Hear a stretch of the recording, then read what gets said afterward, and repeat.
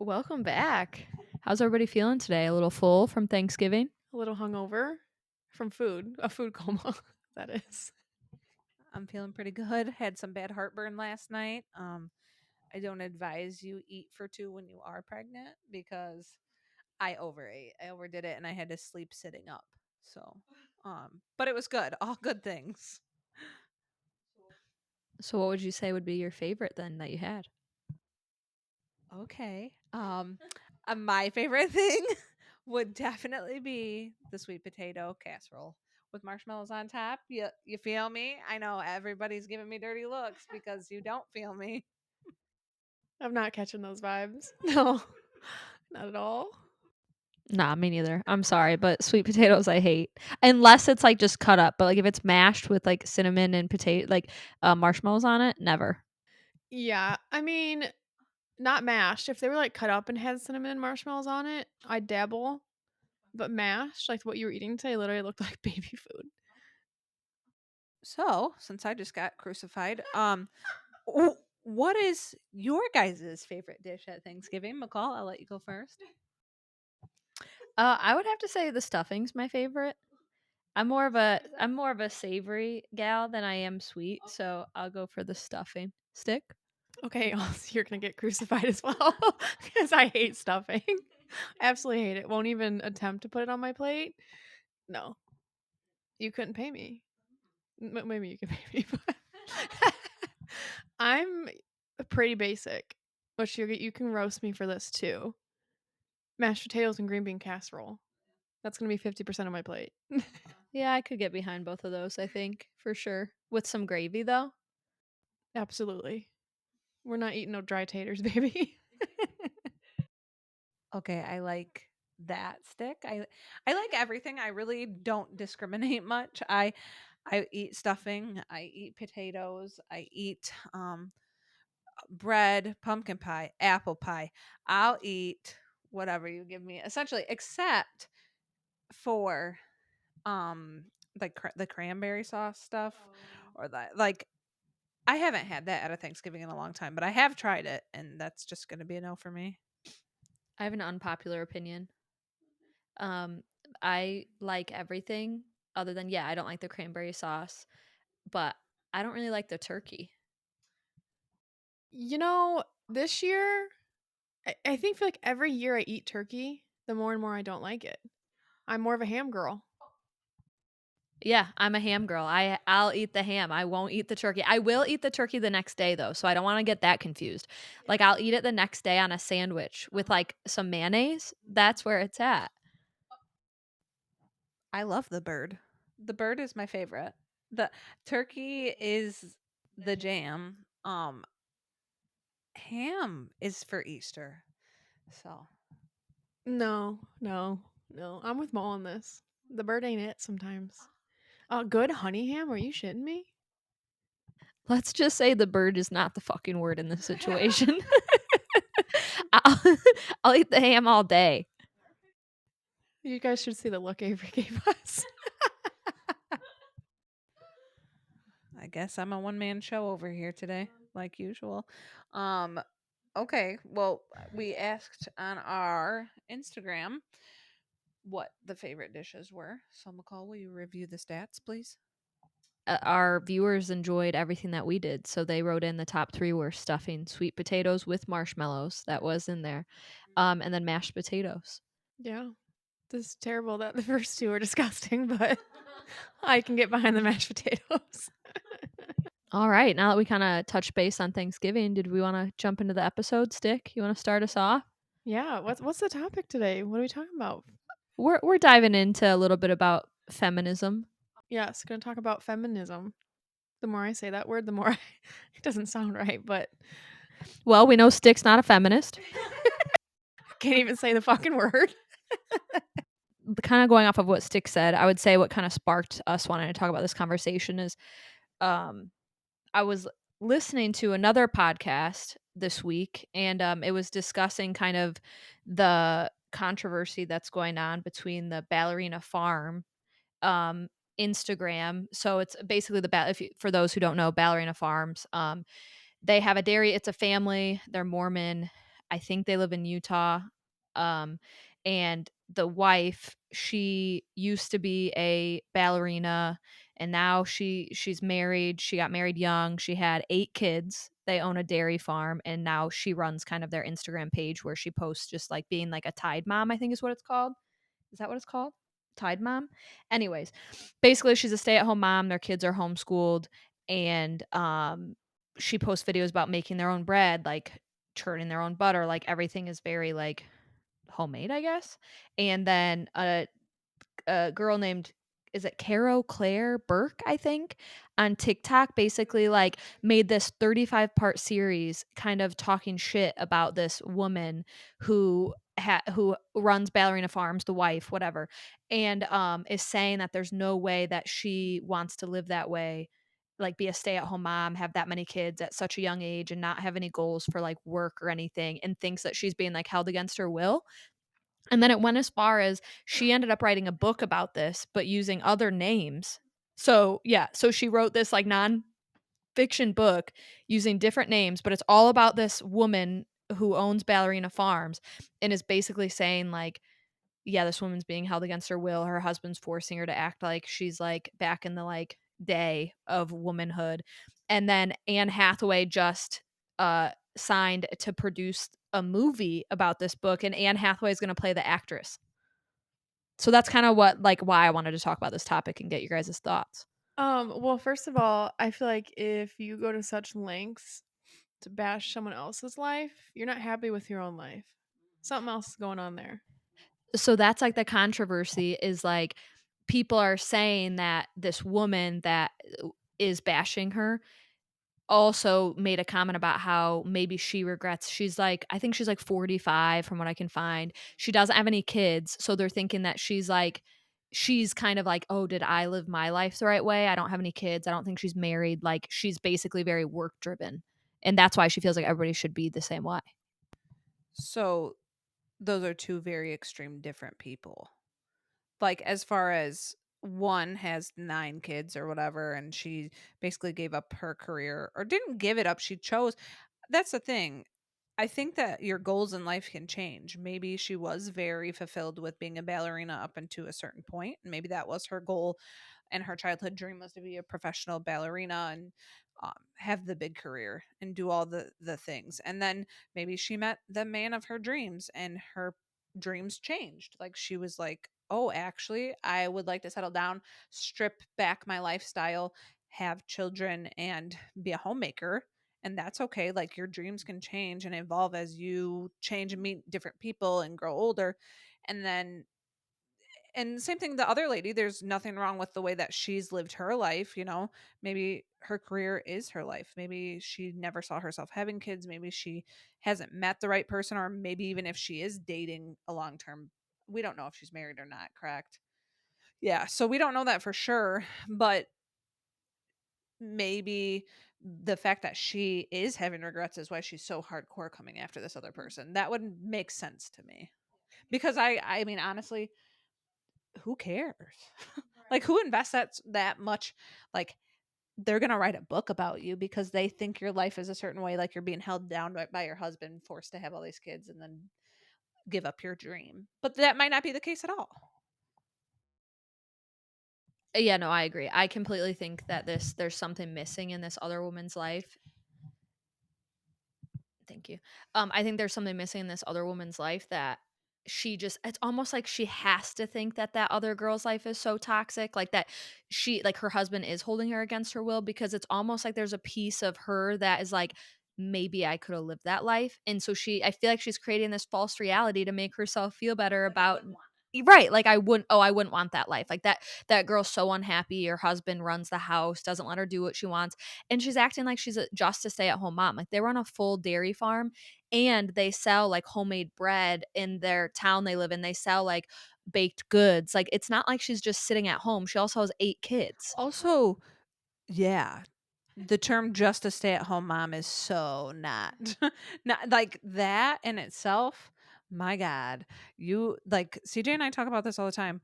When we're at work, it's less taxing. Like, we have more time to ourselves at work than we do at home.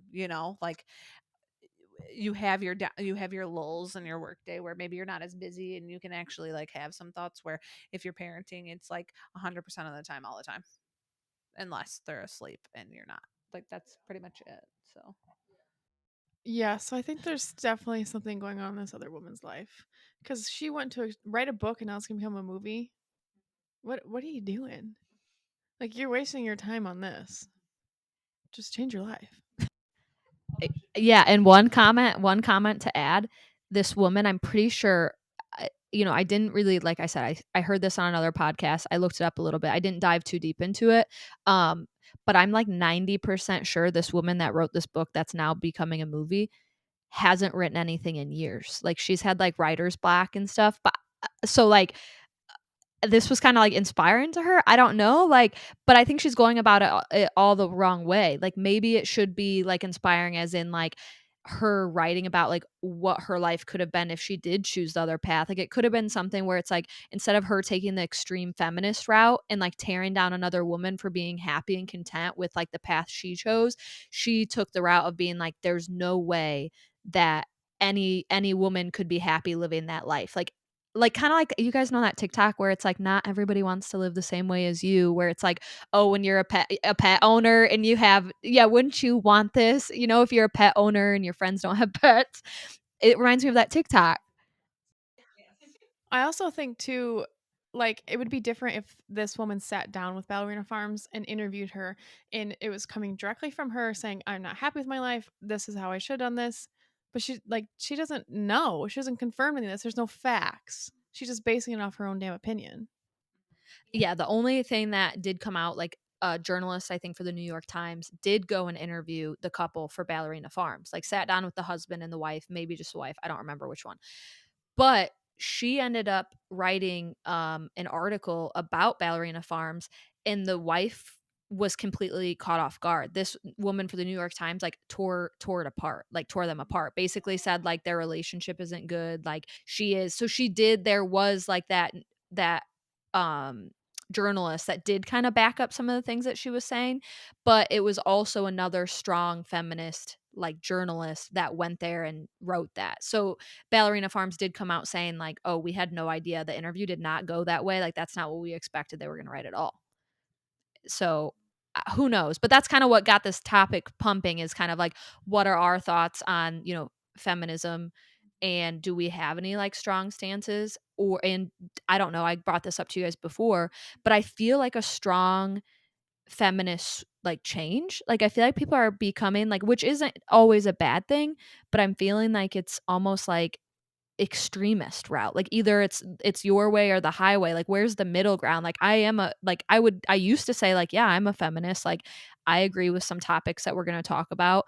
But then on the extreme side where I don't view other people's views, like it's kind of like, that's too extreme to me. But we'll dive into that in this episode.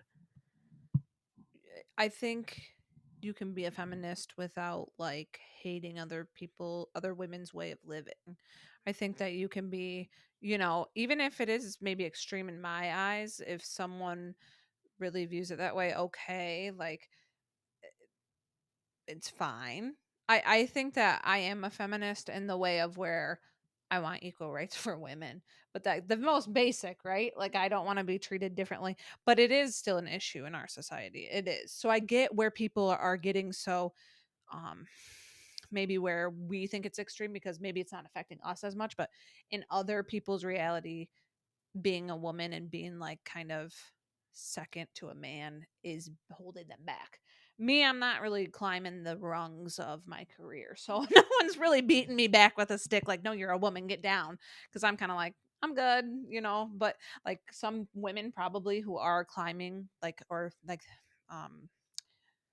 trying to fill these positions that are primarily known as male positions probably do feel more passionately towards it than you or I, because we're not particularly doing that. It's all perspective, I think.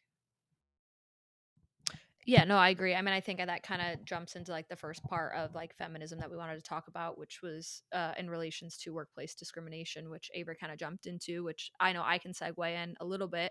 Like, I feel like I did choose a career that was primarily like men dominant in the beginning. You know, I went to college, for those who don't know, for ag business, food industry management. And when I first, my senior year of college, I distinctly remember this. And I remember calling my mom after this. It was so wild. But I went to a career fair that we had at college, and I'm not going to say the company that I was applying for, the path, but we went to a career fair, and you stand in line, you wait, and then you talk to the reps that they have there, and you do like your 1 minute elevator speech, and you give them your resume hoping that you'll get an internship that will lead into a career. And I remember I got to the front of the line, and it was a gentleman. He was probably, I don't know, 40s. And when I handed him my resume and I, shook his hand, and before I could even open my mouth, the first thing he said is like, "Oh, sorry, you don't look like, you would work in this industry." And I remember I think I just turned around and walked away. I didn't even like continue the conversation, and I called my mom, and I was really upset on the phone. Like, I didn't even go talk to any other companies that day.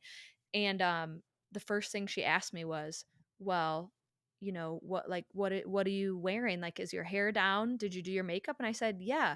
I said, "My hair's down, I look nice. I had a skirt suit on, like a three-piece suit with a skirt and a jacket and, a blazer and little kitten heels." And she goes, "I'm going to tell you this.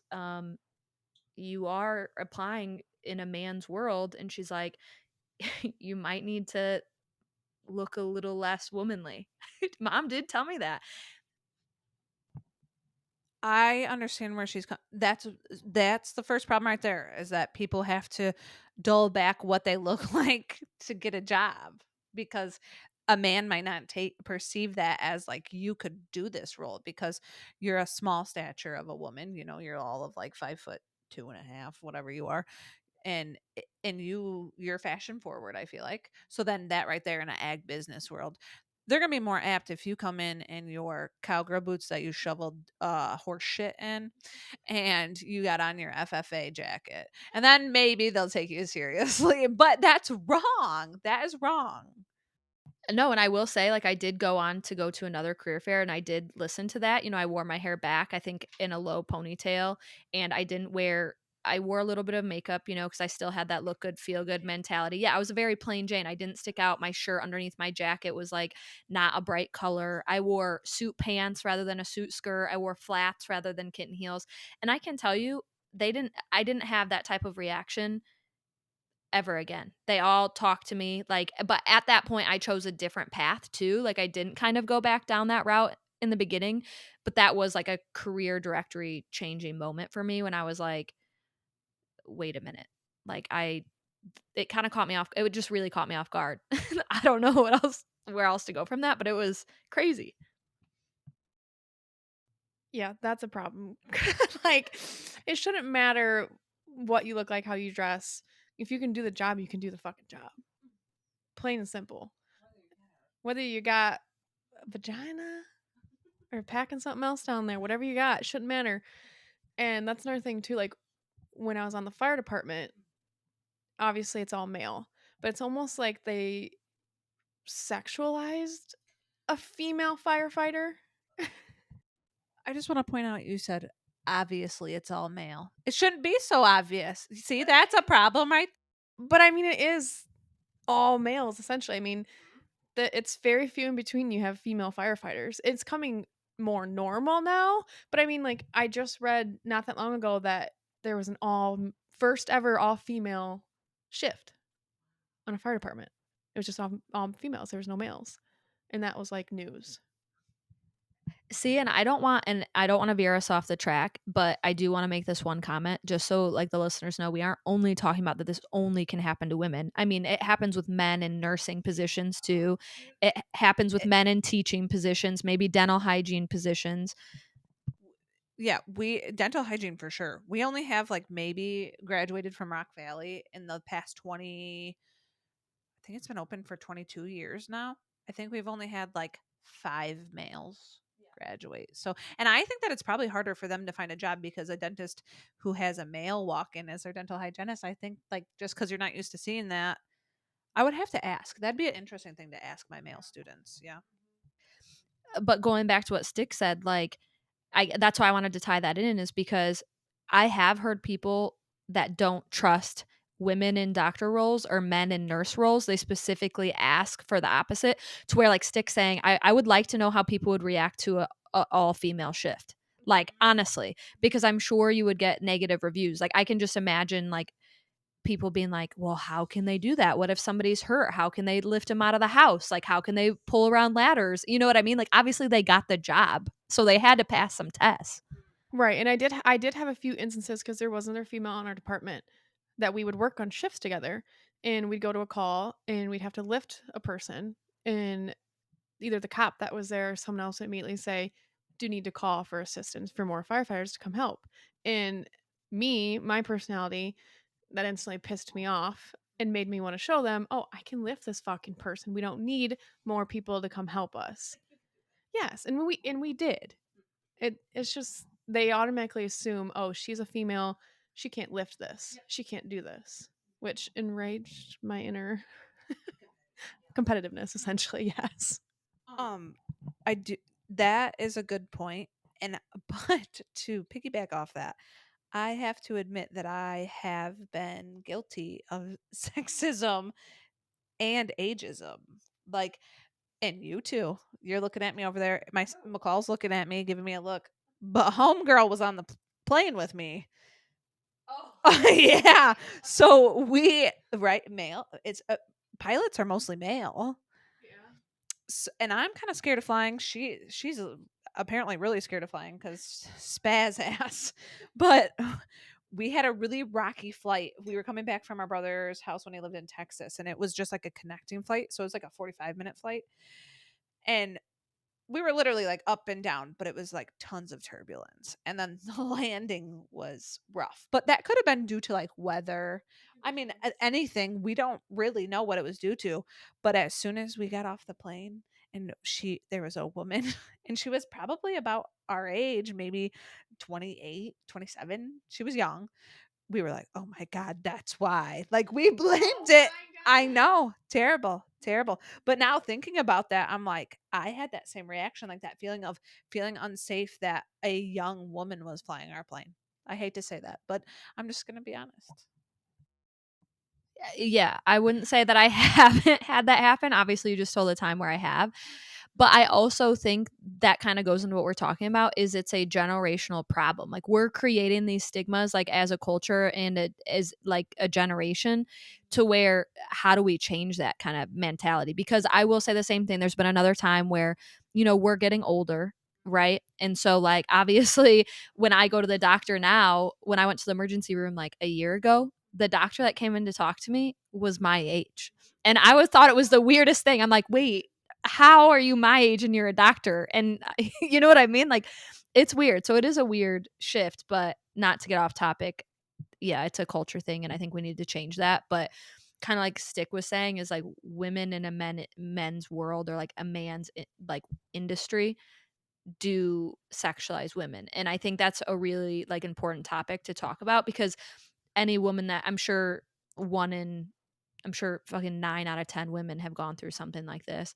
But how do you handle it? You know what I mean? Like, it's a very hard line to walk, because I think women can either be perceived as emotional, bitchy, um, men like to turn it around and act like we are almost perceiving them as like sexualizing us or flirting with us. Like, I mean, have you guys ever experienced something like that, or like how have you kind of dealt with it? Like, do you mean like where a man thinks I'm flirting with them? Either where a man thinks you're flirting with them, or have you been in a position where like you're at work and maybe a man has made a comment that's questionable and they're your superior, and it's kind of like, how do you like work around that? It wasn't a coworker or like a superior, but I've had patients ask me on dates before, and it's terrible. It's terrible. I think every male that I had in the back of the ambulance said some weird shit. Yeah, to the point where, like, I mean, they weren't like the highest caliber of people sometimes, but they would literally make comments like, "Oh, you're staying with me at the hospital? You're gonna stay with me and comfort me?" And I'm like, I would just lie every time and say I'm married, dude. Or one time my partner I was working with was like, she swings the other way, like just to get them like off my back. You know what? I would want to be like, that's really inappropriate to say. Like, you shouldn't even have to say you're married or you're a lesbian. You should be able to just be like, that's inappropriate and that was wrong. Or just like no means no. Yeah, but I think so. I think that is like it's so. Stick brought up a good example, and so did you, Avery. It's really hard to do with like patients that you've had, or like, um, but it gets it. I feel like it crosses even another line when it's your coworker because like yes it's inappropriate and it's uncomfortable in like a chair. You're sitting with them for a few hours cleaning their teeth. You have an ambulance ride for 50 minutes, but it's like how do you go to work every day and you have that happen to you at work every day? There's something, or maybe they're texting you and they shouldn't be, you thought it was about work, they're texting you and it's just weird text messages like and they're above you, like what would you recommend doing? Filing a sexual harassment lawsuit. That's never happened to me at work, like with my coworkers, but I do work in a female dominated workplace. Usually the only male there is the dentist. I mean, 9 times out of 10 assistants and hygienists are women.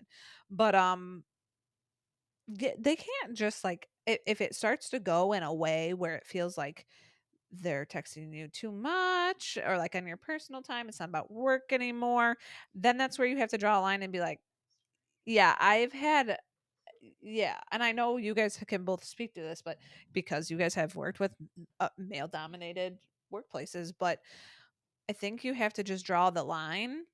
But I think it catches you so off guard too sometimes where you're like, no, and you want to think of it innocently, but it is sexual. It's sexual harassment.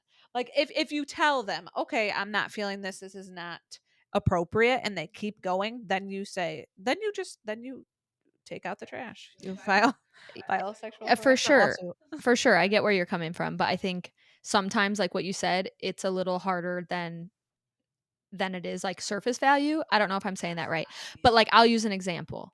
So one time at in my career across all the companies I've worked at, I've had a situation happen where a coworker who was a superior to me, older than me, it was maybe 5 p.m. So I just left work. And I have an application on my phone that I use for work. And I got a message through that application and he was like, "Hey, what's your cell phone number?" Me thinking that it has to do with work, sent my cell phone number. Ever since that happened, I was getting like texts at like 9 p.m. on Fridays, 9 p.m. on Tuesdays, like random ass times of random ass shit. And then me being realizing that, oh, this isn't work related. I'm not at work. I'm not going to text back. And then this person I worked very close with at work completely stopped talking to me, would go around me and start talking to like some would go either above me, below me, talk to anybody else that I worked with, but wouldn't talk to me just simply because I wasn't answering their text messages outside of work. And this person knows that I'm married. They know that I have a husband. They haven't met him, but they know that they saw my wedding. He is married, saw my wedding ring, saw everything, and then still proceeds to do that and then wants to act immature at work when I choose to not engage. And it's like, at first I was like, oh, well, maybe they're just a really friendly person in the beginning and I'm being over dramatic. It's maybe, but in my mind, I'm thinking as a spouse, I don't want to see that on my husband's phone. How would I feel with him going to work every day and somebody's texting him at 9 p.m. and I don't know who this person is and they're sending random shit. You know what I mean? So it puts me in an uncomfortable position at work and outside of work and it was very hard to manage and like work through. And too, like when you're just like a nice person and you don't perceive people in that way, like you're just being nice to talk to them, but they're not, they have different intentions. So like makes me quiver thinking about this story, but when I was on the fire department and we'd go to fires and we'd see other fire departments there was someone from another station that was almost as high up as you can get and quite a bit older, started messaging me and it wouldn't stop. Like would Oh ask me no. to like, "Hey, do you want to meet up? Hey, I'm at this bar. Want to come meet me?" And I was like, he was not married. No. But he was older. He was the assistant chief at this station. And in his 50s. Oh. Yeah. Yeah. And I had to block him. I had to block him on everything, but I still saw him like on calls, so that made me immediately uncomfortable to a point where like I almost felt like I couldn't do my job because he was standing there looking at me. See, and then like this sounds so bad, but when you like, because I have held a management position for many years, and I know when stuff like that happens at work, and that is the right thing to do. Like every woman who knows when that stuff happens, the right thing to do is one, tell them no, thank you, I'm not interested, in a professional manner. The second thing is if it doesn't stop, report it. But I will say that's everybody's obviously biggest fear, because they're obviously going to talk to the other employee. They're obviously going to talk to them. Then they're going to know who they're talking about. I mean, if they're actively pursuing you and you are actively shutting them down, or like not playing into what they're trying to do, that person is going to know when they get talked to by, whoever it might be, the person above them, HR, whatever. They're going to know exactly who they're talking about, and they're just going to get talked to and put it in their file, and then you have to see them every day. Like, it's so uncomfortable, and I feel like as adults, like in my mind, I'm like, no, I should be able to handle this on my own and like not get work involved. But then you get to the position where it's like, okay, now, like you're saying, it is affecting my work. I feel like I'm walking on eggshells, or I feel like um maybe people are perceiving you as like getting shit confused. I just really I would I'm not I don't know. All I know is it sucks. And I don't know what it is about, it's kind of off topic, but not really, but about a man that you tell no so many times that it fuels them, they get fueled to think they need to try harder. I just want to say that this is very sad that women have to worry about this. Like this is like if I back in the day, say when I was single or whatever, and I wasn't single for a ton of my life, but yeah, there were some months. And and if a guy was like not feeling it, okay, you know, like unless I mean, there's always those situations where where if they're toying with you, like kind of acting interested, but then not, but then that's different. I feel like, but when you're very clearly like married and they're married, like that's crazy, and you're like, no, thank you, and they're still giving the weird, like uncomfortable vibes. Now that why do we even have to deal with that? That's crazy. And I'll go as far as to say, like, one, a lot of times in my personal experience when this has happened, it's not somebody that's around my age. Like typically they're like double my age. Typically they're old enough to be like my dad, at least. And And for me, it's almost like I don't know if it's like an ego thing for them, if they just think like there's no way like she's shutting me down. But I remember distinctively in one instance where I'm like, oh, I've been in a relationship for this long, or oh, I've been married for this long. They were just kind of like, oh, like caught off guard by it. And I was bringing it up. And then when me and my husband had something to do on the weekend, he's like, well, why didn't you invite me? Like, ew, bro, why would I invite you? Yeah, immediately fuck no. I think it is that because like at the fire department, it was a lot of that older generation that would try to, oh, they see a young lady firefighter, they're like, better go hit on her. Because there was a lot of skeezy things that went on between fire departments. And a lot of that older generation, I mean, there's a couple of them that come right to my mind that I know are sleeping around with multiple people. That job's a little that job's a little unique in itself because you spend so much time away from home. You're there 24 hours and you're sleeping there, you're showering there. Like that's kind of a recipe for disaster. In a sense, because that's like a lot of your time spent with these other people, and it's just opening the door for like potentially inappropriate relationships, I feel like. Unless you absolutely fucking hate your partner. which was my Which case. Couldn't stand them. Even if I got along with them, I mean, obviously I would never step over that line, but I fucking hated my partner. So yeah, yeah. When I are have you saying there was are you saying there was no temptation there? Maybe for murder. Nothing sexual. segue like from, sexual harassment in the workforce, I think kind of goes hand in hand with like workplace discrimination a little bit. And here's how I'm kind of tying it in together is, so let's say kind of like what we're talking about is like in a man dominant industry, not always woman dominant industry, can go both ways. It's also maybe they're not sexualizing you, but they also aren't taking you seriously. So no matter what, whether it's like, yes, I agree with equal pay, and yes, I agree with like women should also hold like management positions. Like I agree with all of that. But it's also the culture thing that kind of like what Stick just touched on or what I touched on before is like, yeah, you can say that, but culturally, when is it going to change? You know what I mean? Like, what's going to cause that to change? Because I can tell you, like I said, I've held management positions and I know that my pay was pretty competitive for my role in some instances with what my male peers were making around the same experience as me. But that doesn't mean that somebody at your same level or somebody a step above or even below, from a man's point of view, is going to like take you seriously. Yeah.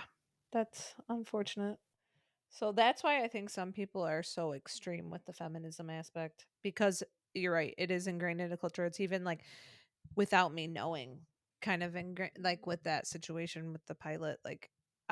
I'm embarrassed that I had that thought, but I absolutely did. And it's like I didn't mean it in a bad way. Like go women. Like I hope there are, women being pilots and stuff. But it's sad that I, even as a woman and a young woman, had that feeling of like unsafety because she was a woman, like as if she wasn't, and because she was young. I think it was the two coupled together that really got me, but and the turbulence was bad, which probably had nothing to do with her skills. It just what it, we're just I was a little skittish anyway. Okay, so But I will say, like, 'cause I remember that situation, and like once we got off the plane, and like we had that momentary like lapse in judgment where we're like, holy shit, like that was a woman pilot, and she was our age, which was wild. It was like seeing like a unicorn. It was wild, and that's like no disrespect, but you, like Avery said, you just don't see it a lot. I think after we kind of worked through our like jitters a little bit, we were like, holy shit. Like that was a woman pilot. Like that is so cool. And yeah, like that's a bad bitch for sure. And so yeah, but it still was a momentary like lapse of judgment. maybe it was more me reflecting on myself being like, God, I hope no one would ever trust me to fly this fucking plane. Like maybe it was me like putting myself in her position because she was a female who was my age but I'm like, some people are capable of that. And like it really, you can, male or female, it doesn't take any like, there's no, there are some things that men genetically, okay, I'm not going to go play NFL football. I get that. but but there's no reason why a woman couldn't fly a plane. There's no reason why a woman can't be a doctor. There's no reason why a woman can't be um a dental hygienist, a politician, the fucking, yeah, yeah. There's really not, because you know it's all about what you're qualified for. If you're one of the smartest ones and you can do it, then we shouldn't be discriminated against because we are women rather than males, right? So moving on from that topic to another realm of feminism. What do we got? We can jump into like how women are portrayed in the media. I mean, I've talked about with Avon Stick a few times. I feel like you didn't really catch on the first time I brought it up though. You were like kind of like, "Oh yeah, like." So anyways, what I'm talking about is I only feel like it's because we didn't know the two people you were talking about. We had to look. Yes. okay. So just so that the listeners understand what I'm talking about is I enjoy music, and specifically right now there's a lot of women in the industry that are fucking killing it. Like don't get me wrong, they're good, they have great voices, but what I touched on is, do you guys, like I asked Avery and Stick, like have you guys noticed that a lot of the women in the industry that are at the top of the charts are highly sexualizing themselves? And it made me kind of question, like, yes, I love their music and I think they have good voices, but why do they feel like they need to sexualize themselves to get there? I think there's going to be a big difference there, and how now that I'm thinking about this, because I kind of feel like I remember our first conversation, and I'm kind of like playing it back. I think my mind, I can't really give a good answer to this one as far as those two singers, because it depends. Is it them who do they want to like, do they love their bodies? Are they comfortable with that? Is that what they want to portray themselves as? Because cool, that's fine. Like if that's their decision, or is it like their reps or their representatives, male people saying, "Hey, you know what will get you to the top of the charts is if you shoot this video naked." You know? Like, but if it's their ideas, then more power to you, because trust me, I ain't wearing that where everyone can see me. But maybe they're like really empowered by their body, and maybe their sexualism or I don't even know if that's their sexuality is where they thrive. Like, like it is powerful to be a woman too, and women have beautiful, women are, I would say women have more beautiful bodies than men do. So if like that's what you want to, yeah. I would agree women have way more beautiful bodies than men do. I mean, don't get me wrong, like I don't know. I when I look at a woman's body, I'm more in awe than when I look at a man's body. I think it's because I know of everything a woman's body is capable of doing versus a man's body. I mean, they're kind of just there. Yeah, and I see where you guys are coming from. Like, don't get me wrong. Like, I think they are beautiful women. And I think they have sexy bodies, and I'm jealous. Like, yeah, you wouldn't catch me dead, especially now doing that kind of stuff.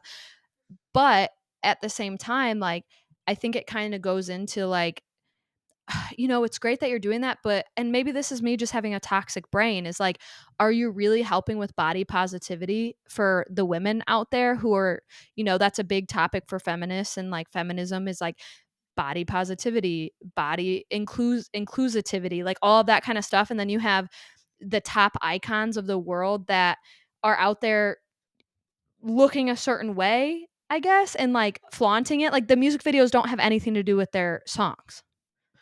Also, a point to that. Sorry, I also get upset when people get so up and roar about when someone sexualizes themselves but have a normal body. They're like, "Oh my god, she has a normal body." Oh my, it's just a fucking normal body. Like majority of the population looks like that. Majority of people don't look how these singers are looking in their music videos. But that brings me to my point where I'm almost, that's why I question. I wonder if it's like their is it their choice, or is it who's running their, like, what would it even be called? Like who, like, their management is? Maybe they're the ones that are advising they do this because it's going to get them a lot of views, and it's going to get them, to the top essentially faster, which is wrong. That sucks that that's the way it is. But also, these women with maybe these more normal bodies don't feel as comfortable to put themselves out there, or maybe their management isn't saying, hey, you should do your video like this, because they don't think that in it, sadly, in our society, I can think of many men that would make comments and be like, "Oh, she shouldn't be wearing that." You know what I mean? Fucking assholes. I agree, but like, are they not making those videos like that because people are telling them that their body isn't the right way to be in a video such as that? Yeah, yeah, like they're saying your body isn't what we're looking for. You're not going to get the views we need, the likes, the whatever. Yeah, I mean, I don't know if we'll ever unfortunately get the answer to that question, but for me personally, um I mean, I used to waitress in college, and I did waitress at one of the restaurants that um was primarily known for women wearing a certain outfit and looking a certain way. And yeah, so I guess probably. I'm sure there's people behind them pulling the shots. They're young artists, they want to get their names out there. And like I said, nothing, no shade against them. I think they have beautiful bodies, but at the same time, like I just think it doesn't help create like I can't with you guys right now. It just it doesn't help, other normal women feel good about themselves, I guess. Okay, yeah, I agree. So moving past that, I think if you feel empowered by being half naked in your music videos, more power to you. But if you're being made to do it because people are telling you that's the only way you're going to become famous, even though you have a beautiful voice, then that's wrong. right? Honestly, yeah, whatever. Shake your ass for some Kohl's Cash.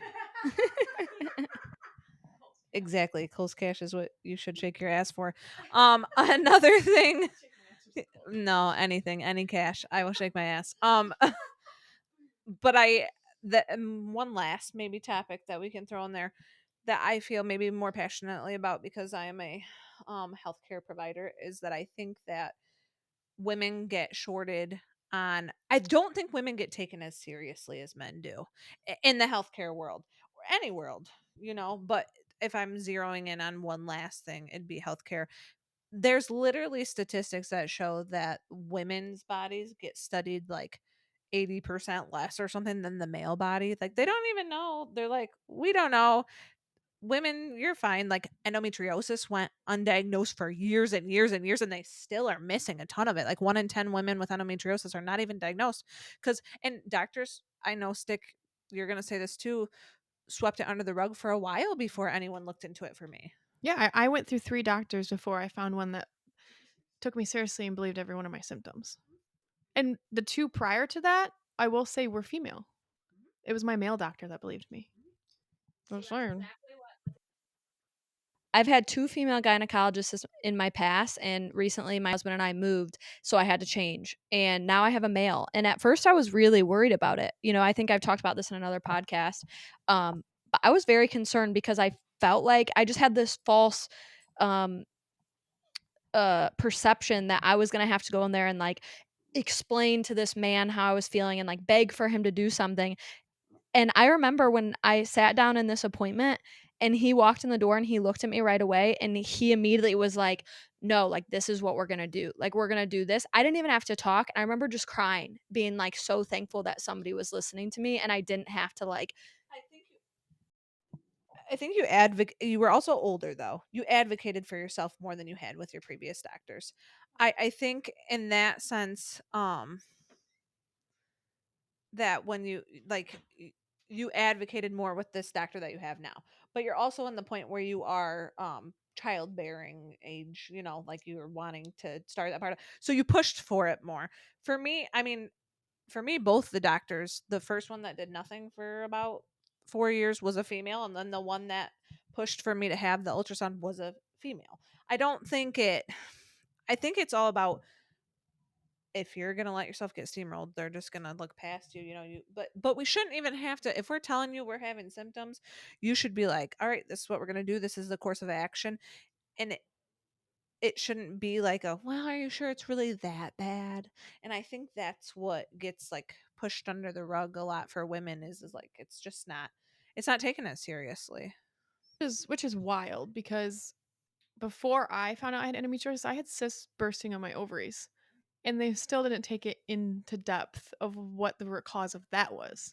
Yeah. Like, isn't that like a red flag? Like, oh, something's going on here. Let's dig into it. No, not once. Yeah, no, I had the same thing when I was in high school. I had 2 cyst bursts in my ovaries. But I was just like more concerned of like, why is this happening? Is it going to happen again? And it did. But like, why am I not getting those answers from my doctor who literally specializes in that shit?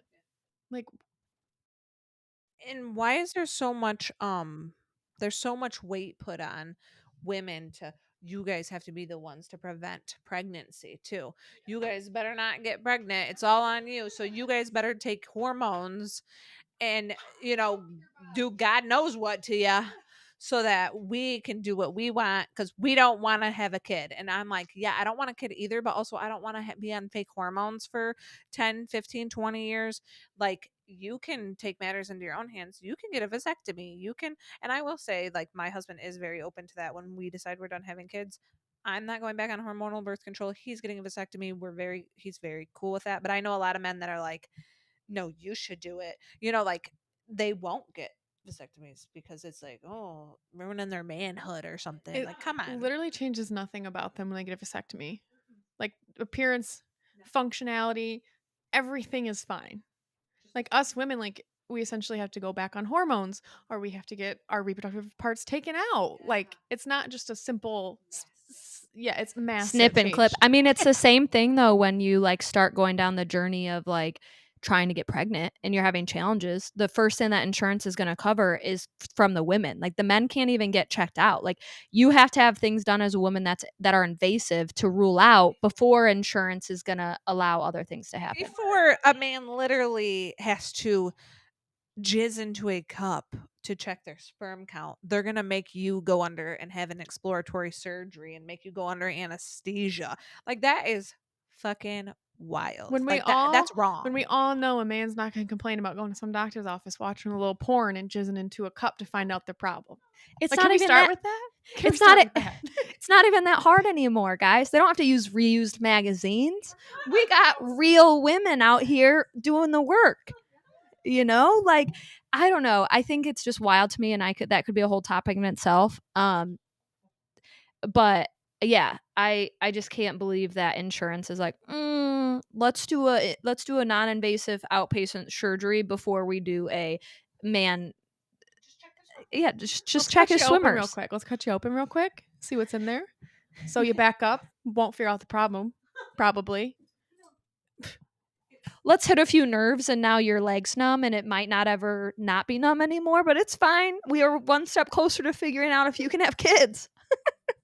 Next time we'll just have to flush dye up your women parts, but you're awake. So fucked. Oh, and I know people that have had that done to check like for blockages in your fallopian tubes. They put the dye up through there. You've had that? I've heard it's terrible. Is it terrible? Yeah, see, everyone that I've heard from and some pretty, I mean, I feel like your pain tolerance is pretty high. And the other two women I know, their pain tolerances are pretty high, I would say. And they said it was like the worst pain ever. To check for a blockage, like just let them do this first. Why is it that? But because no one wants to inconvenience men, they just want to torture women. So that's what I see. And then this is where I start getting probably more on my feminism rant because come on, that shit is. Would like to say that there has been big, strives and, obviously lots of women's rights movements and things like that have happened over the past, I don't know, 60, 70, 80 years that have moved us in the right direction, but the question is, will we ever get there? I don't know. And why does it have to take this long? I feel like it should be an overnight process. Well, and I think sometimes, kind of like circling back to the first story that I said in the opening of the podcast about the ballerina farms versus that TikTok girl and that whole thing is sometimes I almost question like as a woman because like I said in the beginning like I do consider myself a feminist. I don't think I'm an extreme feminist. I think I'm somebody who I agree in equal pay. Like I said, I agree in um equal rights at work, like no or sexual discrimination, like whatever. I agree in all of that bullshit. But sometimes I think women like sometimes we push things too hard and it's almost like stopping it from evolving. Like does that make sense? Yes, but you want to know why? Because, like, actually, everything you just said, that literally is feminism. Just wanting equal rights for women is feminism. I would say that's extreme feminism. What are your examples of extreme that you don't agree with? Extreme I don't agree with like that whole story where it's like I agree that every woman should have equal rights. So I'm a feminist there. But I don't agree that in order to be like a strong woman and be a feminist that you have to be work driven and you have to hit work goals and you can't honestly if I could I would love to be a stay-at-home mom if sanity wasn't a thing. You know what I mean? Like I couldn't handle being a stay-at-home mom. Like I think that's harder like Avery said than sometimes it is to go to because it is a job. Like at the end of the day, it's a job. It's a hard job. You have to wake up. You have to do all of these things for your kids every day. Like they're little dictators, like dictating your life. You know what I mean? Like you might not have a boss, but you have a kid, and sorry, they're your boss. Like so, I think kind of what that girl was doing, like bashing on the ballerina farms, is saying like to the extreme of being like what are we doing going back into the 40s where women are pieces of like something that men own and they have to stay home and do this and do that. Like no, I think there can be people that choose to stay at home and choose to raise their family because their goals are to raise a healthy family and have a good home and a good marriage. Like why is that a bad thing? Um, I think that a lot of that comes from like just those. I don't even think consider that whatever the hell that is as feminism. I consider that as judgmental and jealousy almost to me. I mean, like, because if you're judging the way someone else lives that hard and they're enjoying the way they live, that's a you problem. That's not a feminism problem, because if you're a true feminist, you're you think women should be able to choose no matter what, no matter what the choice is, choose for yourself. Yes, I feel like if you're a true feminist, you're empowering all women. To each their own. If you want to live this way and I live this way, that's fucking fine. If we're both happy, who cares? CJ says this all the time, and this is so true. Women hate women, baby. Women, and until we start actually truly empowering ourselves, we're never gonna get past men being right. That's what I'm like. What it comes down to is that women hate women, and we can't, like, we just always look at each other as like competition or something. Yes. We just be on each other's side.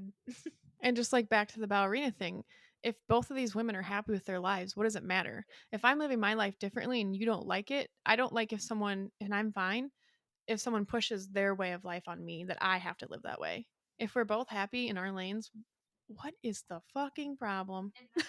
All right, so to wrap this up and make it come full circle, I guess I'll speak for all of us when we say, basically, it's your own fucking decision what you do with your life. If that means you're an extreme feminist and you want to climb the ladder, or you want to stay at home and you want to be a homesteader and have 8 kids, you can do that too, as long as it's your choice.